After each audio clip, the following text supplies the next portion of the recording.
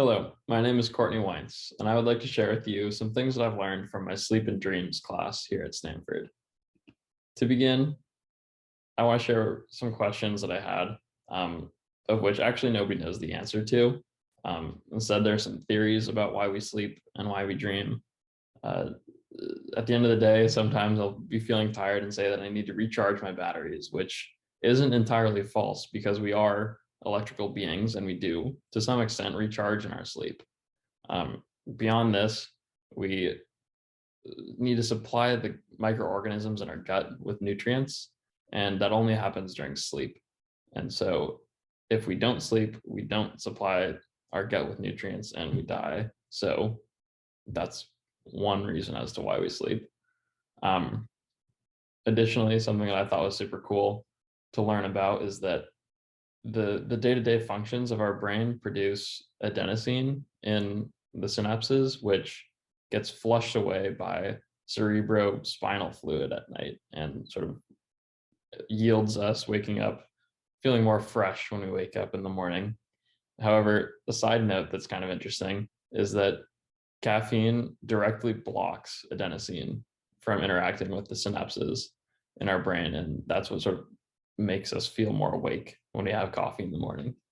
And so that sort of takes us to why do we dream, which again, nobody knows about the precise reasons why. But Dr. David Eagleman came and spoke to our class, and he talked about how neuroplasticity could be a potential reason for why we dream.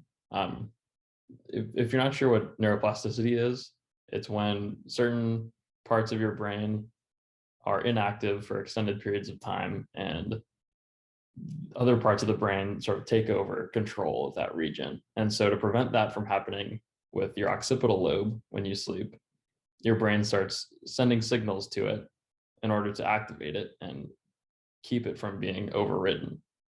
And so I found that one super compelling. However, other theories as to why we dream are to consolidate memories and practice confronting potential dangers, which could be an explanation for why we have nightmares. So this sort of takes us to the question of what are the benefits of proper sleep?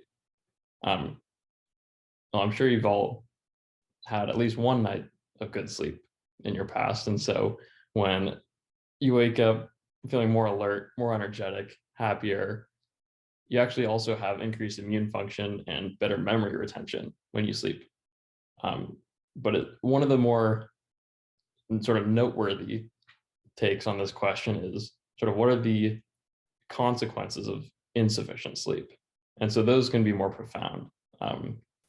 Not getting enough sleep yields higher blood pressure, gets you more susceptible to having a heart attack, heart failure, or even stroke. You're more likely to be obese. You're more likely to be depressed, and you will have decreased immune function. And that's all in addition to the safety impacts of not getting enough sleep.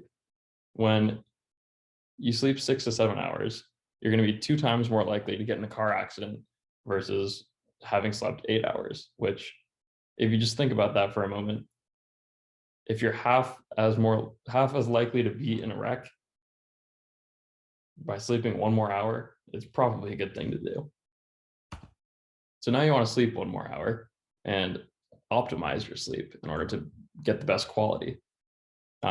Oftentimes people think that they should sleep like a baby when in reality you should be sleeping like an 8-year-old, because nobody has the time, nor is it actually beneficial for a teenager, adult, or any school age children to sleep 14 to 18 hours like a baby should. Instead, you should focus more on going to bed feeling safe, feeling comfortable, and feeling loved. And that will contribute tremendously to your sleep quality. Additionally, you can take measures to associate your bedroom with sleep, such as limiting the time you spend in your room during wake hours and dedicating only sleep hours to spending in your room. Additionally, if you stick with a stable sleep schedule, you're going to be sleeping better.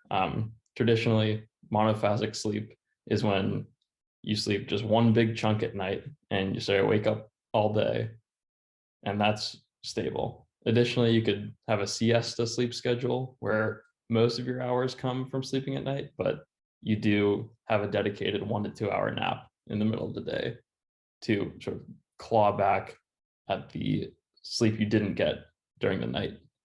Um, Alternatively, you could have a split night schedule where you go to bed pretty early, right around sunset, wake up around midnight, stay up for a few hours during the night, and then go back to sleep and wake up around sunrise. And this is also a stable sleep schedule. And sort of they all contribute in their own right to paying back sleep debt, which occurs when you don't get your required sleep allocation. And making sure to pay back sleep debt when you didn't sleep well one night is critical to optimizing your sleep. And lastly, I want to touch on some misconceptions about sleep. We won't have time to get deep into any of them, but I just wanted to lay them on the table and you can take them or leave them. First of all, it's not possible to train your body to sleep on less than what's required. The amount of sleep that any individual needs can vary, but being able to function on less than that required amount is not possible. It leads to bad consequences. Additionally, people have sort of these misconceptions about what good sleepers do and do not do. First of all, if you can fall asleep wherever and whenever you want, that's a bad sign. That means that you're not getting enough sleep and your body is begging you to sleep more. So that is something that should not be a goal of yours. Additionally, if you were to sleep through the night and not wake up and not change positions, evolutionarily, humans would probably become extinct because in reality, if you take a video of somebody sleeping, they're going to wake up about every 90 minutes or so, open their eyes, survey their surroundings, and make sure they're not in danger, and go back to sleep, often in a new position as to sort of shift where their body's laying, which is critical to preventing getting bed sores.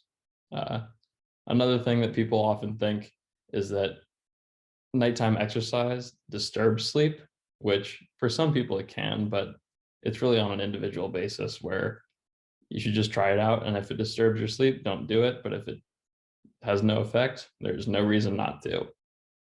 Also, people think that dreams don't happen often, which it might not be the case that you remember your dreams all the time, but you do dream pretty much every night.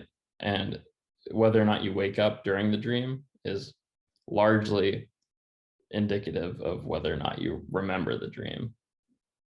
And lastly, people often think that snoring is normal. However, it's not truly the case. If you're having a light snore every once in a while, that's fine. But if you're snoring loudly and consistently, that's something that should be checked out. And I would recommend contacting your primary care doctor about getting a sleep test. So on that note, I just want to say thank you for listening to my presentation. And I really hope that something stuck and can be carried with you into your next sleep. Thanks again.